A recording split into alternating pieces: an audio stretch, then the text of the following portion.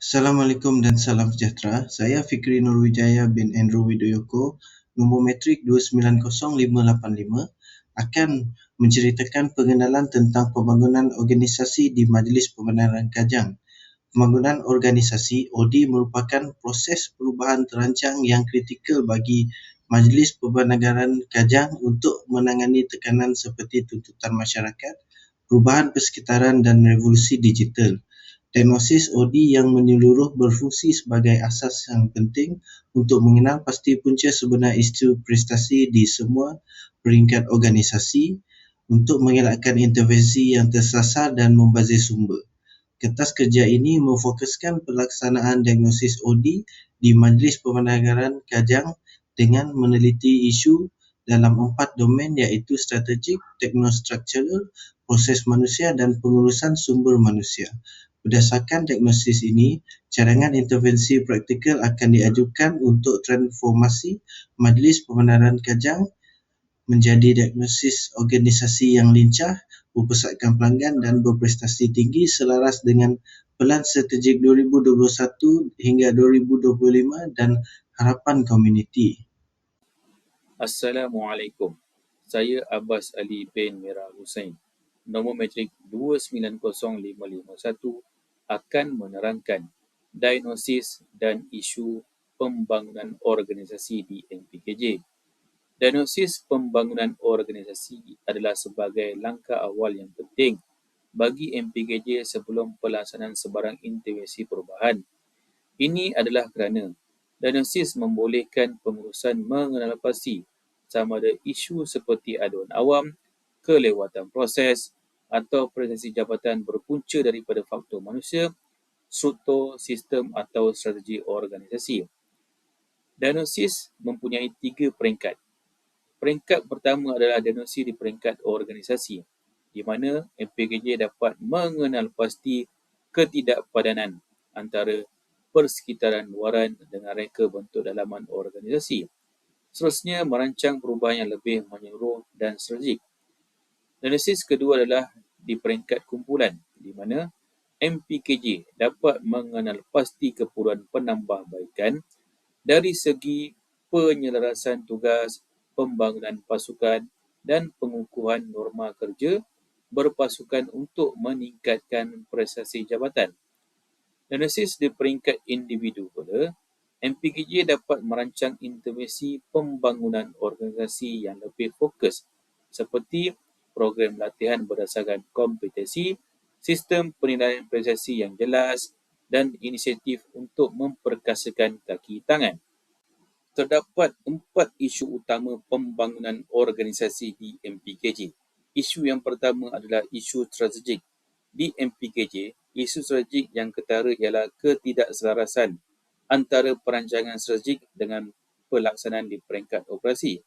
Isu yang kedua adalah isu teknostruktural. Di MPKJ, isu teknostruktural yang sering timbul ialah struktur organisasi yang terlalu hierarki dan proses kerja yang birokratik. Isu yang ketiga adalah isu proses manusia. Di MPKJ, pekerja yang berhadapan dengan orang ramai mungkin mengalami penurunan motivasi apabila tugas mereka yang bersifat rutin harian, maklum balas tentang prestasi tidak jelas dan autonomi mereka terhad. Isu yang terakhir adalah isu pengurusan sumber manusia. Di MPKJ, isu utama pengurusan sumber manusia ialah kekangan dalam pembangunan kompetensi dan motivasi kaki tangan. Assalamualaikum warahmatullahi wabarakatuh. Saya Marda Muhammad Yusof, nombor metrik 2900608 akan menerangkan cadangan intervensi. Majlis Pembenaran Kajang beroperasi dalam persekitaran pentadbiran awam yang semakin kompleks bagi memenuhi peningkatan tuntutan masyarakat, keperluan pendigitalan perkhidmatan dan tekanan terhadap kecekapan organisasi. Walaupun MPKJ telah merangka Pelan Strategi 2021 hingga 2025 yang menekankan pembangunan bandar mampan dan transformasi digital, cabaran utama bukan terletak pada ketiadaan perancangan tetapi pada upaya menterjemahkan strategi ke dalam pelaksanaan harian operasi. Beberapa intervensi yang dicadangkan iaitu intervensi strategik, intervensi isu teknostruktural intervensi proses manusia dan intervensi pengurusan sumber manusia. Dalam konteks PKJ, hala tuju strategik organisasi didapati kurang difahami oleh Kementerian Barisan Harapan yang terlibat secara langsung dengan aduan awam, penguatkuasaan dan perkhidmatan kaunter. Keadaan ini menyebabkan tugas dilaksanakan secara rutin tanpa kefahaman sumbangan kepada matlamat strategik organisasi. Oleh itu, penterjemahan strategi kepada tindakan operasi perlu dilakukan. MPKJ disarankan untuk membangunkan strategi map jabatan yang menghubungkan visi dan objektif strategik dengan tugas harian kaki tangan. Pendekatan ini membantu kaki tangan memahami bagaimana kerja rutin mereka menyumbang kepada pencapaian matlamat organisasi. Seterusnya ialah pengukuhan komunikasi strategik dalaman. MPKJ perlu memperkukuh mekanisme komunikasi strategik melalui peningkatan kekerapan taklimat, taunhall dalaman dan saluran digital rasmi. Seterusnya ialah intervensi isu teknostruktural. Struktur organisasi MPKJ yang terlalu hierarki menyebabkan proses kelulusan menjadi panjang dan tidak sejajar dengan penggunaan sistem digital seperti ePBT. Manfaat teknologi tidak dapat dimaksimumkan sekiranya aliran kerja masih lagi menggunakan struktur yang lama. Ada yang berubah selari dengan teknologi tapi tidak secara menyeluruh. Oleh itu, penstrukturan semula aliran kerja berasaskan proses perlu dilakukan. MPKJ disarankan menjalankan proses re-engineering terhadap perkhidmatan utama seperti pelesenan dan penguatkuasaan dengan mengurangkan lapisan kelulusan serta memberi kuasa terhad kepada pegawai pelaksana. Dalam kajian transformasi digital, sektor awam mendapati bahawa teknologi tanpa perubahan struktur hanya menghasilkan kesan yang minimum. Seterusnya ialah penjelasan peranan dan penghapusan pertindahan fungsi juga perlu dilakukan. Audit khas berkaitan dengan fungsi antara jabatan perlu dilakukan bagi mengelakkan pertindahan tugas khususnya dalam pengurusan infrastruktur. Penetapan pemilik proses yang jelas dapat meningkatkan accountability dan mengurangkan konflik dalaman. Intervensi yang ketiga ialah intervensi proses manusia. Komunikasi dalaman yang lemah dan kepimpinan berorientasikan arahan sering menjadi punca utama dalam kepinjangan pengurusan strategi. Kurangnya komunikasi dua hala serta gaya kepimpinan yang terlalu berasaskan arahan telah melemahkan perkhidmatan kaki tangan dan meningkatkan penentangan terhadap perubahan. Oleh itu, pelan komunikasi perubahan sistematik perlu dilakukan. MPKJ perlu membangunkan pelan komunikasi perubahan formal yang merangkumi mesej utama, saluran komunikasi dan mekanisme maklum balas. Langkah seterusnya ialah pembangunan kepimpinan inklusif. Latihan kepimpinan MPKJ perlu menekankan pelibatan pekerja, kemahiran mendengar dan penyelesaian konflik. Intervensi yang terakhir ialah intervensi pengurusan sumber manusia. Dalam aspek pengurusan sumber manusia, kekurangan latihan sistem penilaian prestasi yang kurang telus serta beban kerja tidak seimbang memberi kesan negatif terhadap motivasi dan prestasi kegiatan MPKJ. Oleh itu, pelan pembangunan kompetensi berasaskan keperluan adalah sangat perlu dilaksanakan.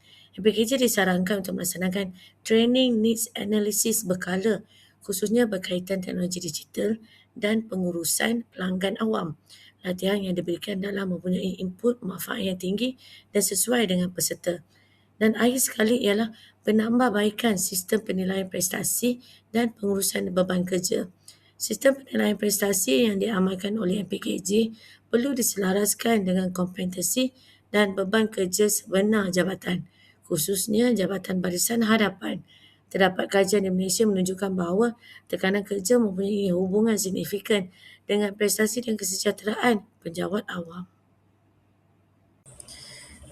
Saya Syahila Mintunuddin, 290824. Halangan pembangunan organisasi dalam MPKJ. Yang pertama, strategi. Ketidakselarasan strategi dengan kapasiti sumber yang terhad, informasi ICT yang tidak mencukupi dan bajet yang terbatas. Dari segi kepimpinan pula, kurang komitmen pengurusan atasan, gaya kepimpinan autoriti dan komunikasi dua hal yang sangat lemah. Halangan pembangunan organisasi bahagian sumber manusia pula, beban kerja yang terlalu tinggi, latihan pembangunan organisasi terbatas dan banyak rintangan terhadap perubahan pekerja. Dari segi budaya organisasi, budaya kerja sendiri, komunikasi dalaman yang sangat lemah dan kepercayaan antara jabatan sangat rendah. Dari segi teknostrukturan, hierarki yang sangat ketat, sistem ICT berasingan antara jabatan dan keputusan yang berlapis. Dari segi prosedur pelaksanaan pula, pemantauan yang sangat lemah, kekurangan pakar pembangunan organisasi, dalaman dan evaluasi yang tidak sistematik. Seterusnya, kaedah penambahbaikan. Bagi mengatasi halangan strategik, MPKJ perlu menyelaraskan visi strategik dengan operasi sebenar serta menetapkan sasaran SMART bagi memastikan pelan transformasi realistik dan boleh diukur. Halangan kepimpinan dapat diatasi melalui pembangunan komitmen, pengurusan atasan dan penerapan gaya kepimpinan transformasional yang memberi motivasi serta teladan kepada warga kerja. Dalam menangani halangan sumber manusia, MPKJ boleh melibatkan pekerja melalui model ADKAR disertai dengan latihan kompetensi yang berterusan, sistem maklum balas dan pengurusan beban kerja.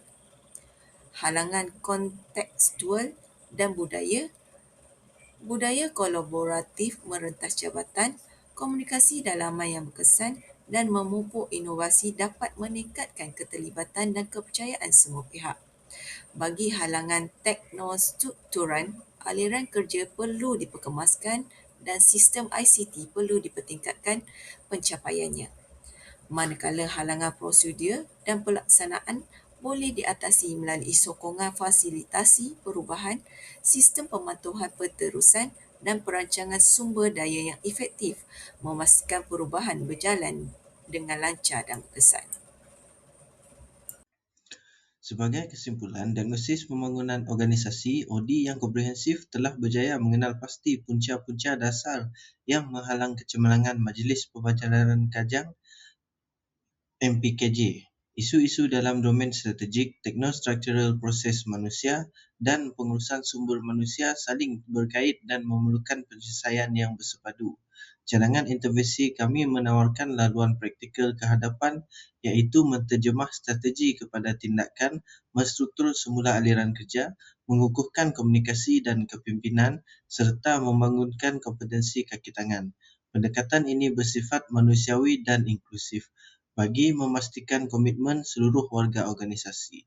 Dengan pelaksanaan yang konsisten, MPKJ berpotensi merapatkan jurang antara perancangan dan pelaksanaan. Seterusnya, mengukuhkan kedudukan sebagai pihak berkuasa tempatan yang berkesan, responsif dan dipercayai oleh masyarakat. Sekian, terima kasih.